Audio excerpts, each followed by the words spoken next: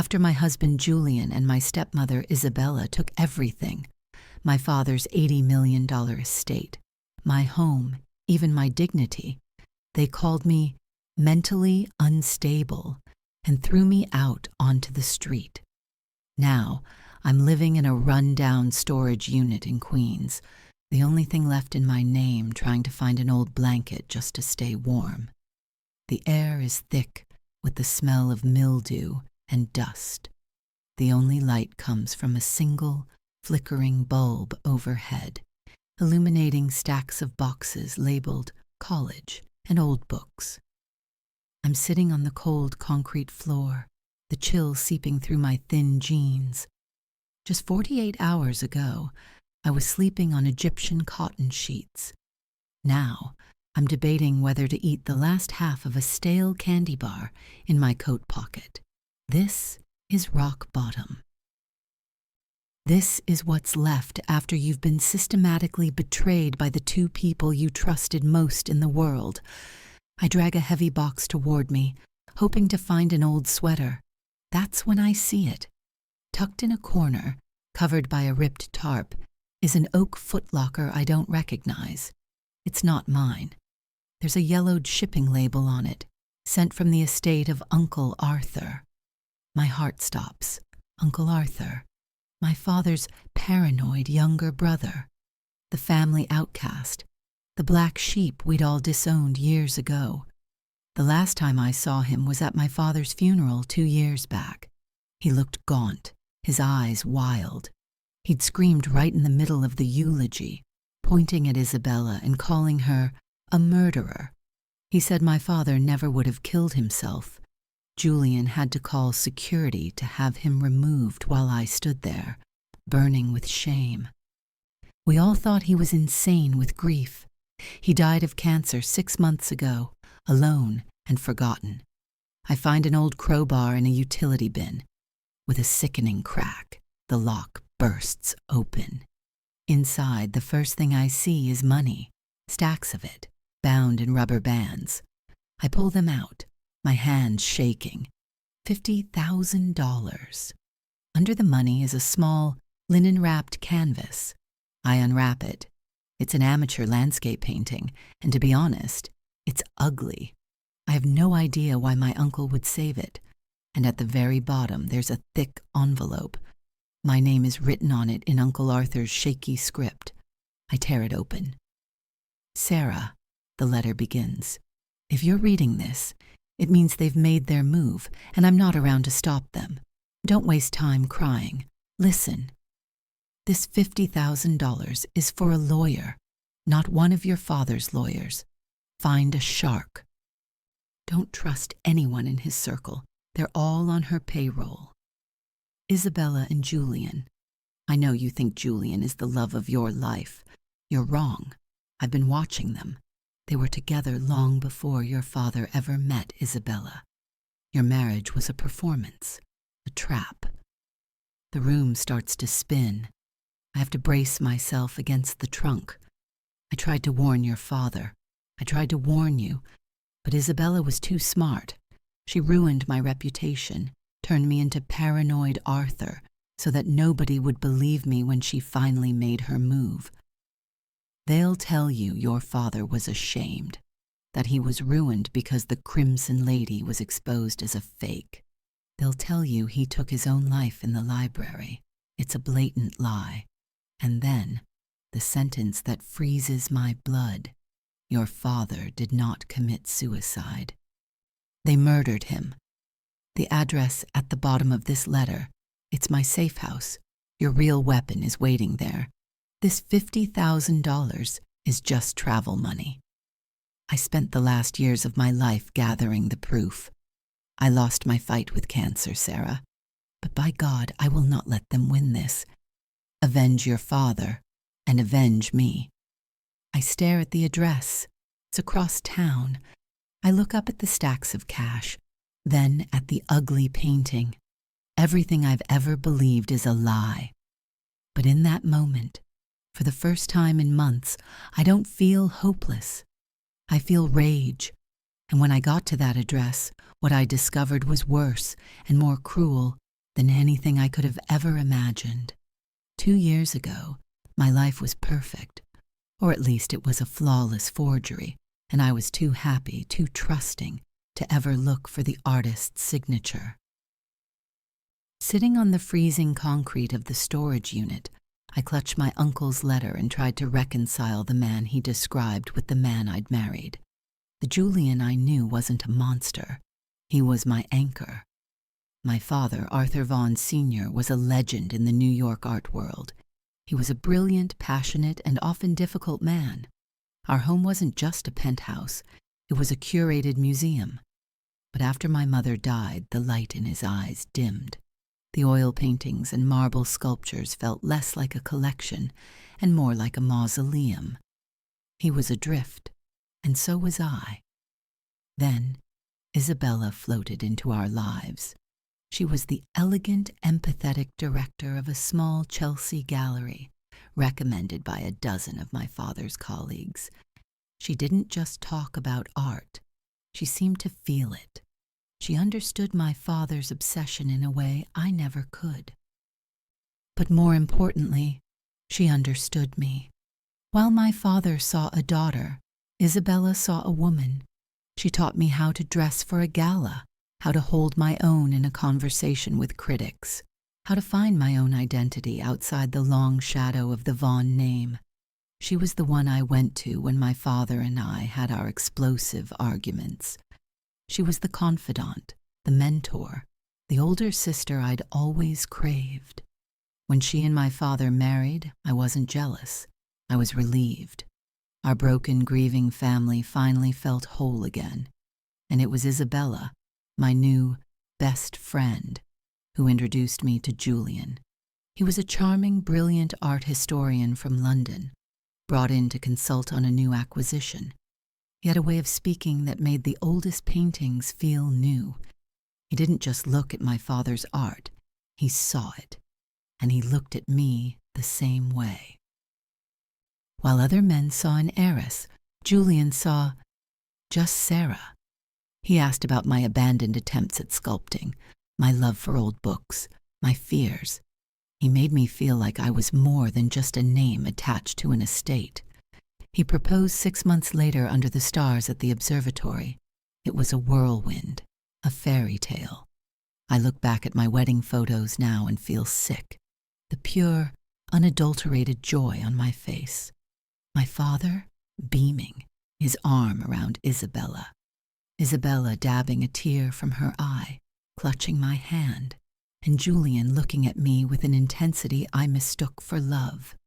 It was all a lie. A meticulously crafted performance. The first crack in this perfect facade appeared 1 year later. My father's prized possession, the cornerstone of his entire collection, was a 17th century masterpiece called The Crimson Lady. It was his holy grail, the painting that defined his legacy. Julian, in his professional capacity, suggested a routine authentication. He'd found a new Swiss expert he trusted implicitly, someone unimpeachable. The expert's verdict was swift and brutal. Forgery. A masterful one, but a fake nonetheless. The news didn't just wound my father, it eviscerated him. It wasn't about the money. It was about his eye, his reputation. He had been publicly, spectacularly duped. He locked himself in his library for a week. Isabella and I would leave trays of food outside the door, begging him to come out. He wouldn't. A week later, the housekeeper found him. He hadn't used a rope or a pill. He had simply fallen from the top of the grand spiral staircase in his own library. The official report called it a tragic accident, but the whispers in the art world told a different story. They called it suicide, a death by shame. The only person who didn't whisper was my Uncle Arthur. He stormed into the funeral, his eyes wild, his suit rumpled. He didn't look like a mourner. He looked like a prophet of doom. He bypassed the casket and marched straight to Isabella, who was weeping delicately into a black lace handkerchief. "You did this," he screamed, his voice cracking, echoing through the stunned silence of the church. "You killed him." Julian immediately stepped in front of me, shielding me, his voice firm. "Arthur, that's enough. You're hysterical." "She's a snake, Sarah, a viper," he yelled, lunging past Julian, grabbing my arms.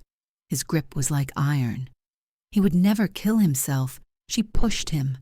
Or you did." "You bastard, Beau!" he spat at Julian. "This is murder." Julian and the security guards dragged him out. I remember the hot, bright shame burning my cheeks. My father wasn't even in the ground, and my crazy uncle was accusing my grieving stepmother and my devastated husband of murder. I didn't speak to him again. I didn't return his calls.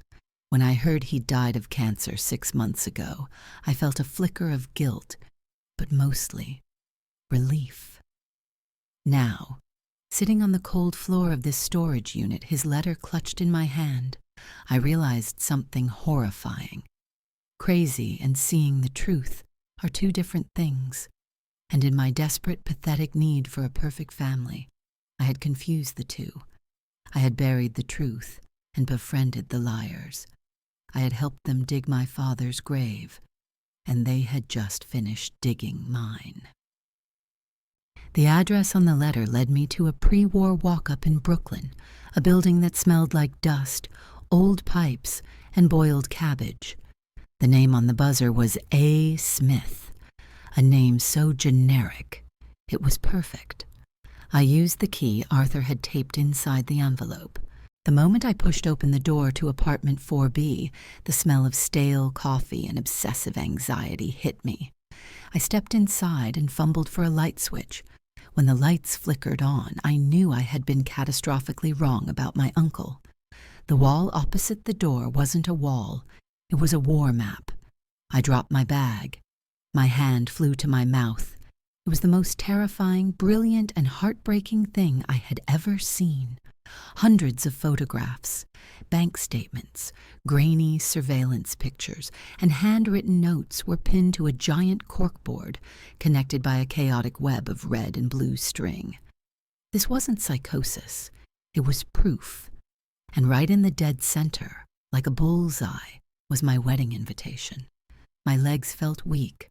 I stumbled forward, my eyes tracing the lines. A red string snaked from my smiling face to a photograph of Julian.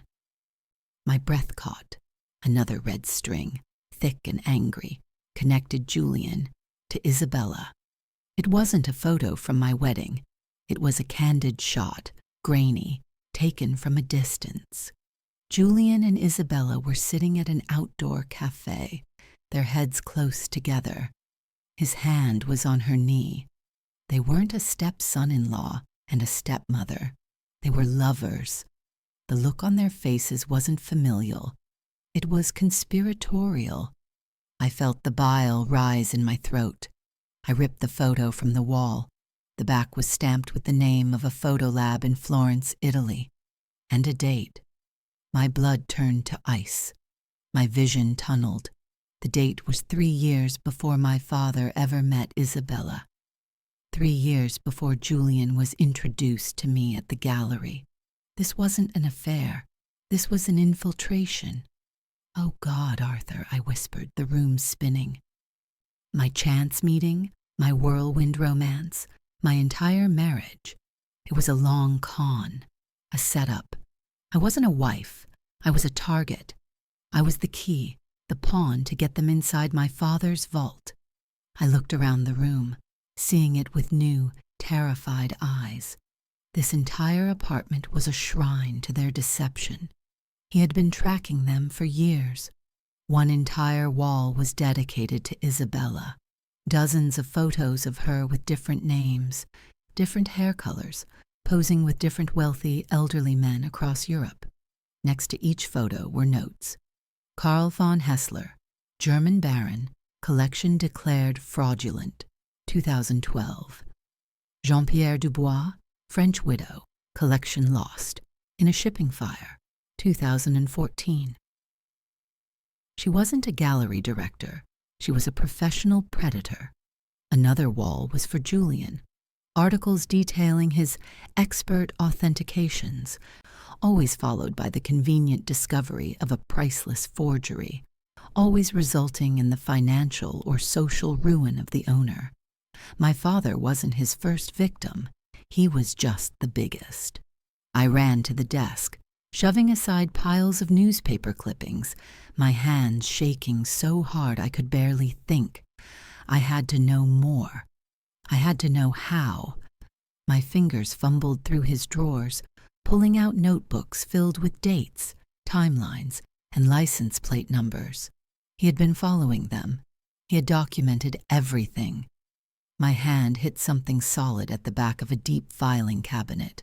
A false panel. My heart hammered against my ribs. Behind it, built into the wall, was a small black metal safe. It was locked with a 4-digit keypad. My mind raced. A birthday? No. I tried my father's birthday. 1024. Nothing. My birthday. 0512. Nothing. Isabella's. Julian's. Nothing. Think, Sarah, think, I muttered, pulling at my hair. What would he care about? I stopped, my breath ragged. I looked at the wall detailing Julian's history, the article that had started it all, the one that had ruined his rival but made Julian's career. The date. It was the same date. I looked at my uncle's own notes. The date Uncle Arthur's reputation was destroyed, the day he was publicly discredited for calling a real painting a fake, a trap set by Isabella. The date of his own ruin. I typed it in. 0922. A loud beep. The light turned green. I pulled the heavy door open, my hands trembling. It wasn't full of money. It was full of audio cassettes, dozens of them. I picked up the first tape. My uncle's spidery handwriting was on the label. My entire world shrank to those 5 words.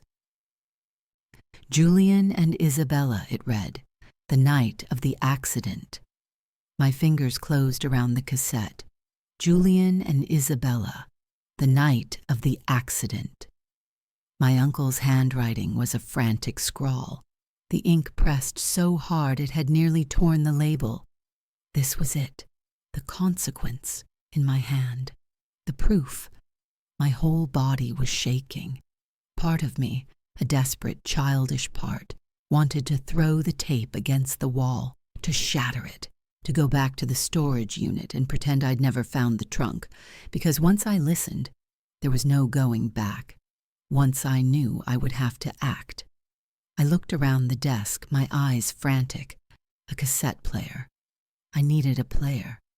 Of course he had one. Tucked under a pile of books, I saw a silver-dented Sony Walkman, the kind I hadn't seen since middle school. Headphones with their foam covers crumbling to dust were still plugged in. I fumbled the tape into the player. The plastic door clicked shut with a cheap, hollow sound. I put the headphones on, the dry foam scratching my ears. I could hear my own blood roaring, my heart hammering a frantic, terrified rhythm against my ribs. I pressed play, a wash of static, a distant car horn, and then voices, so close they felt like they were inside my head. Whispers. Isabella, is the door locked? It was Julian, my Julian, the voice that had read poetry to me, the voice that had calmed me down from panic attacks, the voice that had whispered, I love you, in the dark. Yes, yes, stop asking. Isabella's voice sharp and impatient. Is it done? It's done. A pause, a heavy sigh. He's at the bottom of the library stairs. I pushed him from the top landing. He was looking at the lady. He didn't even hear me. I ripped the headphones off my head, gasping, my hand flying to my mouth. I scrambled to the corner of the room, to a metal trash can, and was violently sick. The sound of my own retching echoed in the small, silent apartment. He said it. He said, I pushed him. It wasn't an accident. It wasn't suicide. It was murder. The word, which had been an abstract, paranoid accusation from my uncle, was now a cold, hard fact spoken by my own husband. I slid down the wall, my body trembling uncontrollably. Tears streamed down my face, hot and blurring my vision. He had touched me with those hands. He had held me, comforted me after my father's funeral with those hands. How long did I sit there? 10 minutes? An hour? I don't know. New feeling began to burn through the shock, something cold and hard. Rage. I crawled back to the desk. I put the headphones back on. I forced my shaking finger to press play. Pushed him from the top landing, Julian's voice repeated. It will look like a fall, or given his state, suicide. No one will question it. Good, Isabella said. Her voice was pure ice. The suicide narrative is perfect. The timing couldn't be better. Did you swap the Crimson Lady? Yes. While he was pouring his drink, the fake is in its place. When the authentication happens tomorrow, everyone will believe Arthur Sr. killed himself from the shame of being exposed as a fraud. No one will ever suspect us. His entire reputation will be destroyed. I stopped the tape. They hadn't just killed him. They had murdered his legacy. They had planned, with cold, sociopathic precision, to frame a dead man, to destroy his name, to ensure that the victim was remembered as the fraud. My grief turned into something metallic and sharp. I was done crying. My hands, now steady, moved to the other objects in the safe. The ledger. It was thick, leather-bound, the kind my father used to use. I opened it. It wasn't a diary. It was a business record. My uncle, paranoid Arthur, had been tracking them. The ledger wasn't just about one painting. It was a meticulous, horrifying record of their entire operation. Shipping manifests, lists of paintings from my father's collection, one by one, and next to them names of forgers in Amsterdam, in Shanghai, coded wire transfer amounts. A horrifying realization dawned on me, settling in my stomach like a block of ice. My God, it wasn't just about the Crimson Lady. They hadn't just swapped one painting, they were swapping everything. The ledger detailed a systematic, multi-year plan. Replace the entire Vaughan collection, piece by piece, with near-perfect fakes. The gala where Isabella had borrowed 3 Monets for a museum exhibit, they had returned fakes. The summer Julian had restored. The 18th century portraits. He had been cataloging them for the forgers, and the auction that had just happened. I choked. They sold the fakes. Julian and Isabella hadn't just stolen my inheritance. They had laundered it. They had sold a gallery full of worthless canvases to the entire art world, cashing out for $80 million.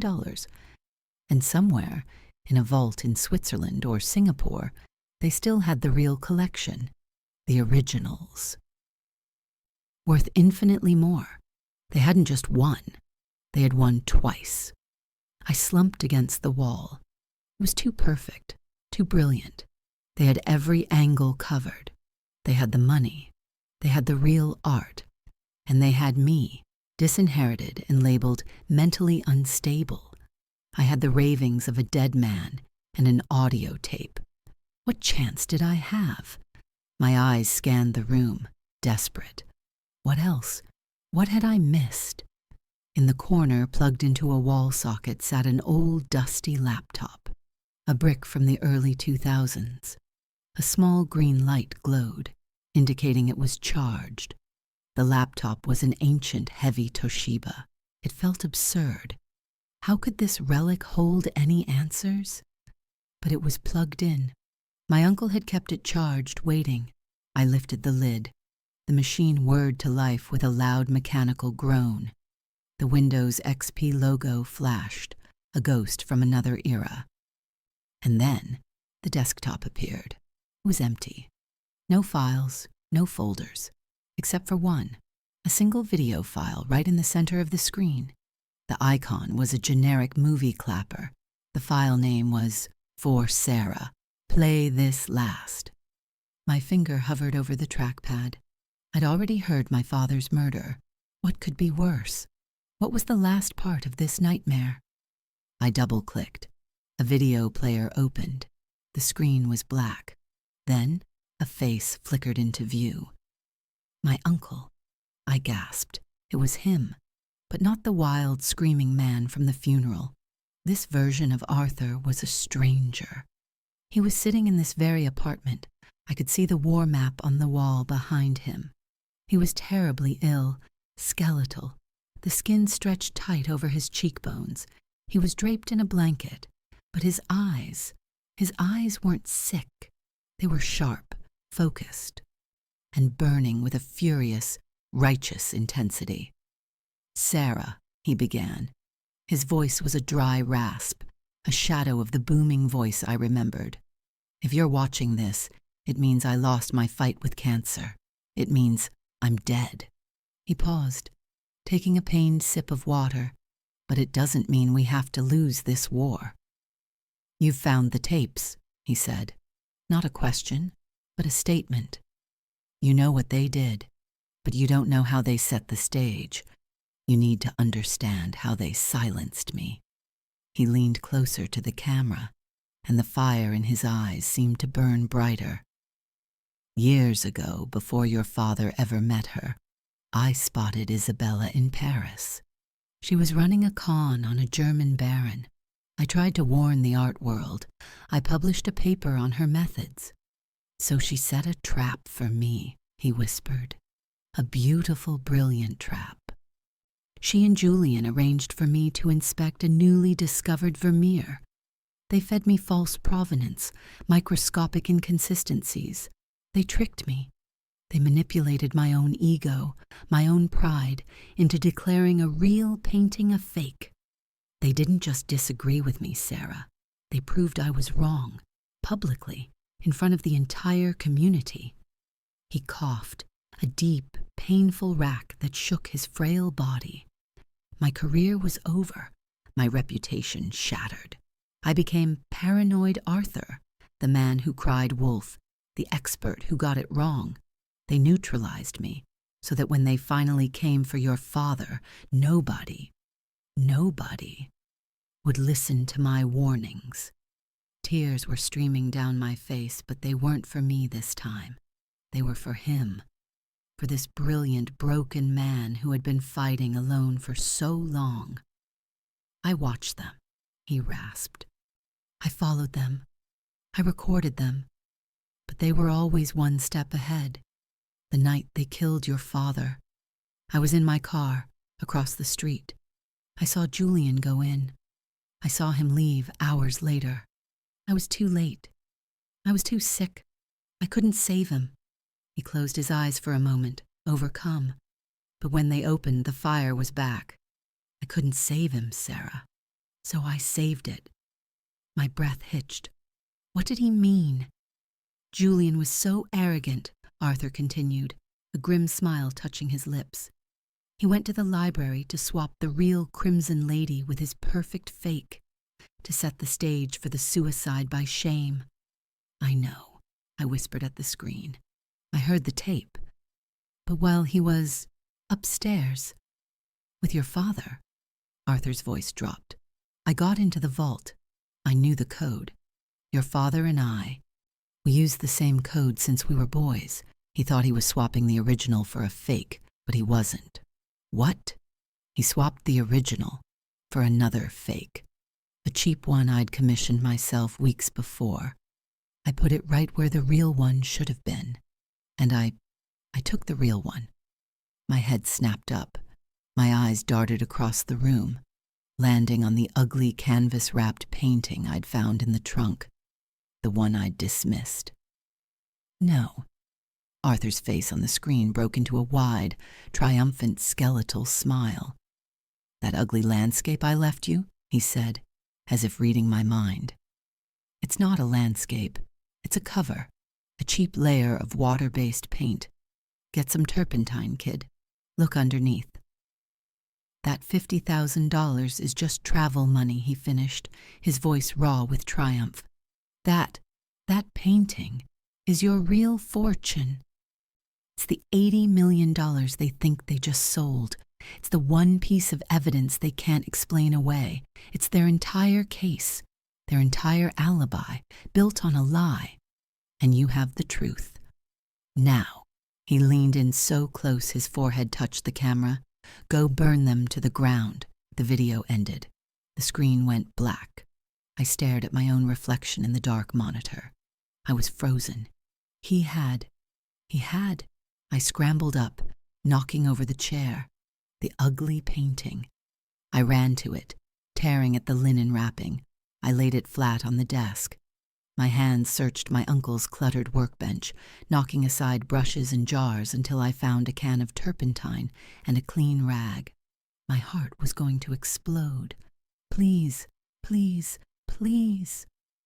I soaked the rag and gently rubbed a small corner of the ugly canvas. The drab, muddy brown paint began to smear and then dissolve, revealing a flash of brilliant, unmistakable crimson. The deep, luminous red of the dress, the signature brushwork. It was real. It was real. The entire auction was a sham. They hadn't just sold fakes. They had sold fakes of fakes. They thought they had $80 million and the perfect alibi. I looked at the masterpiece emerging from beneath the grime. I wasn't a victim anymore. I wasn't just angry. I was armed. I sat on the floor of my uncle's apartment for a long time, just staring.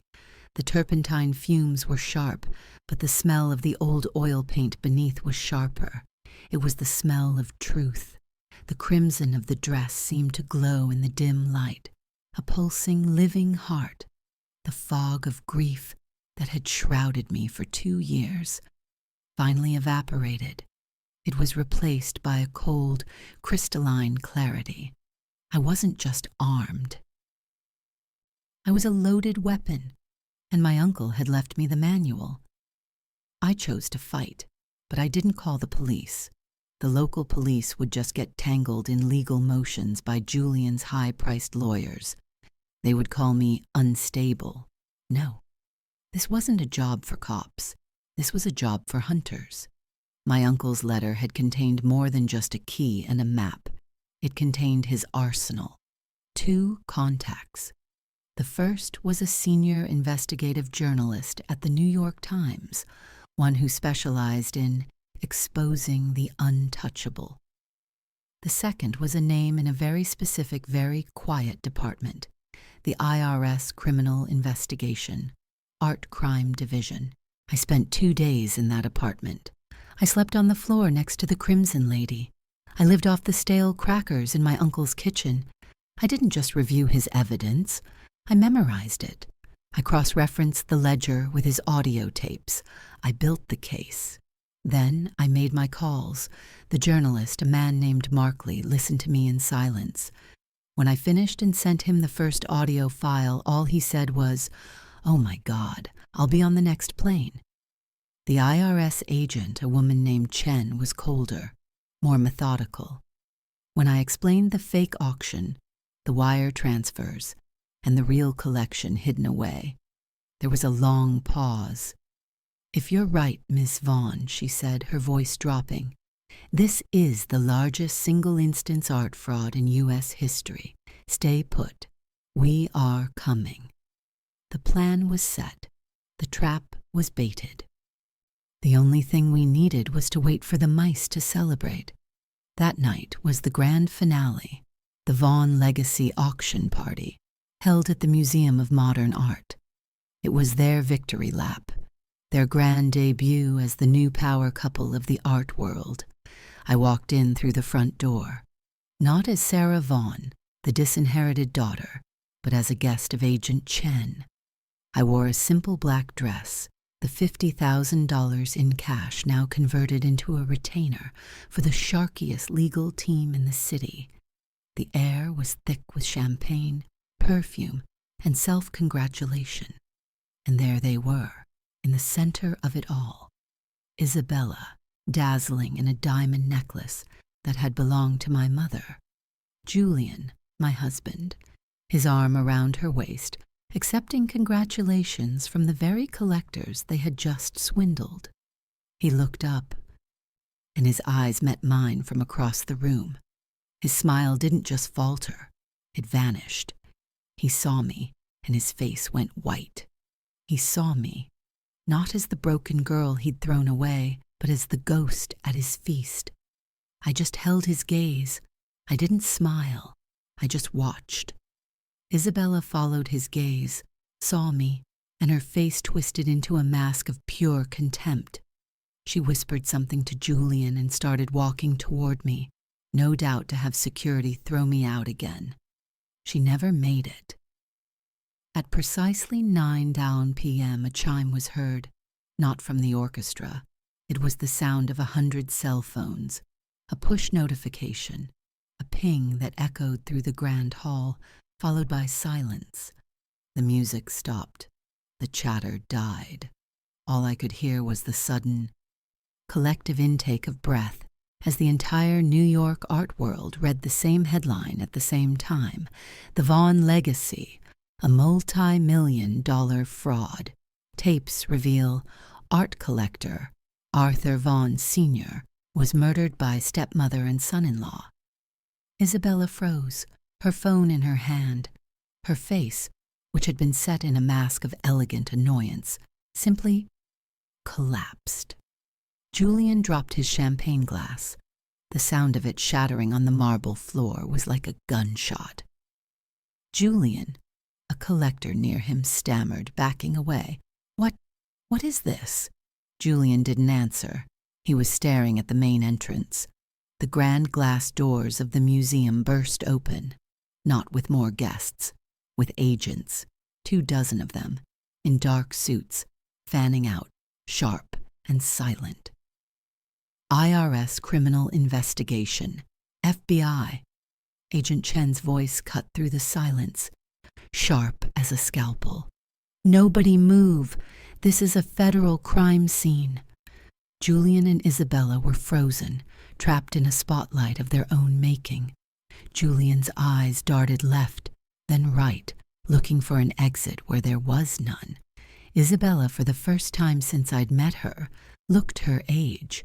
She looked ugly. She looked terrified. "Isabella Hayes, Julian Hayes," Agent Chen said, approaching them.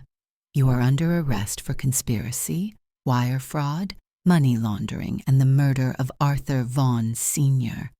As the agents moved in, cuffing them, Isabella finally found her voice. It wasn't an elegant whisper. It was a shriek. "You!" she screamed, lunging at me. "You worthless little bitch! You did this!" The agents restrained her, but I stood my ground. I walked right up to her, close enough to smell the fear on her. "No, Isabella, Sabah," I said, my voice quiet, clear, and cold. "You did this, and my uncle, he just made sure you paid for it." Agent Chen turned to me as they were dragged away. "Ms. Vaughn," she said, "the Crimson Lady, the one they just sold for $80 million. Where is it?" I looked at the magnificent, fraudulent painting hanging on the Wall of Honor. "That," I said, pointing at it, "is a worthless piece of canvas, a fake of a fake. The real one is in a storage unit in Queens, and it's all the proof you're going to need." The trials were a formality. My uncle's audio tape, I pushed him, was the nail. The financial ledger was the coffin. Julian's high-priced lawyers tried to claim the tape was a deep fake. My team's audio forensic expert ripped that claim to shreds in 10 minutes. Julian Hayes and Isabella Hayes were both found guilty on all counts. The judge, citing the cold, sociopathic calculation of their crimes, sentenced them both to life in prison with no possibility of parole. The aftermath was quiet. I got the house back. The IRS, with the information from Arthur's ledger, tracked the real collection to a climate-controlled Freeport in Geneva. It took 6 months, but they recovered every last piece. I stood in the gallery, my gallery, surrounded by the real Monets, the real Picassos, the real Vaughan collection. It was all back, but it felt different. It wasn't a prize anymore. It felt heavy, tainted by what it had cost. So I made a choice. I kept my father's collection, but I loaned it, indefinitely, to the public museums that couldn't afford it. All of it, except for one piece, the Crimson Lady. I sold it at a public, verified, and very real auction. It sold for $84 million. And with every single dollar, I established the Arthur Foundation. It's a non-profit organization with a very simple, very clear mission. It provides legal funding and protection for whistleblowers and investigators in the art world. It's a foundation for the people who are brave enough to tell the truth and get called paranoid for it. It's a shield for the crazy Arthurs of the world. My father's legacy was his collection. My uncle's legacy is the truth. I learned that betrayal doesn't always come from enemies. It comes from the people you trust to guard the door. I learned that paranoid is just a label that liars and thieves pin on the people who have figured them out. And I learned that you should never, ever underestimate the crazy one in the family. Sometimes they're the only ones sane enough to see what's really happening. At the trial, Julian's lawyer didn't even bother with a defense, but Isabella's lawyer was clever. He tried to paint her as a victim. He argued that Julian was the true sociopath, the master manipulator, that Isabella wasn't driven by greed, but by a twisted love, that she was psychologically abused and coerced into a life of crime, terrified of what he would do if she ever left him. The jury didn't buy it. They gave her the same life sentence he got. But it made me think, and I want to ask you, do you believe a crime committed out of passion or manipulation deserves a lighter sentence than a crime committed out of cold-blooded, calculated greed?